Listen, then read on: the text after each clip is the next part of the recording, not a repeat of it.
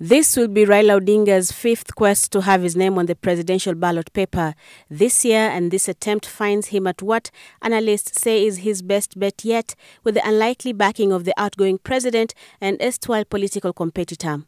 But Raila's journey to this moment in history has not been a smooth ride. Born in 1945 to the late Mzee Jaramogi and the late Mama Mary Juma Odinga, Raila first made his mark in the public life in 1974 when he was appointed Group Standards Manager at the Kenya Bureau of Standards and was promoted to the position of Deputy Director in 1978, a position he held until 1982 when he started his political activism, standing against the then KANU's dictatorial rule. This is the first time you are truly happy to remember that we struggled for independence and work. Through the Forum for Restoration of Democracy, FORD, one of the first opposition parties in the 90s, Raila began his run to this moment, a run that has seen him serve as a member of parliament for the then larger Lang'ata constituency. He has also been a member of several political parties since, culminating into the Azimio outfit that he now seeks the presidency on. Baba, Tinga, the Enigma, as he has been invariably referred to, Raila Odinga has reinvented himself election cycle time and again.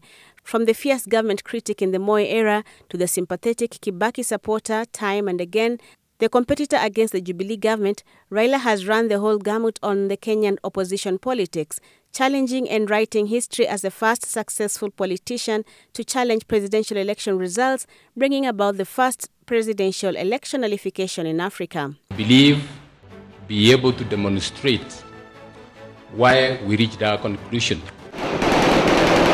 With the same stroke of the pen that cemented his place in history, Raila also found himself on the opposite end of a political formation whose members he had supported, etching a chapter in the country's recent dark history with the disputed presidential election results of 2007 that led to the post-election violence of 2007-2008 that ended up in the Nusu Mkate government with Raila as the country's modern-day prime minister. And all Kenyans will work with the government and the leaders to get it done. Without peace, there can be no unity. Without unity, there can be no nation. Right through the country's push for constitutional change, he has been on the forefront, first leading the opposition in the country's 2005 constitutional referendum that led to his sacking from Mwai Kibaki's government, to being its biggest supporter in 2010 when he led the support for the passing of the constitution. Beyond the constitution changes, Raila has also written history by being part of the failed Building Bridges initiative, shaking hands with his once fiercest rivals and setting the stage for this year's epic presidential contest.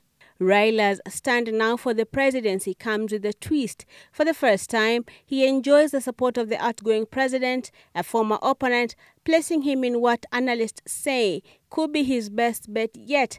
Ndio sisi tunataka hii azimio ambayo itatulete pamoja. Because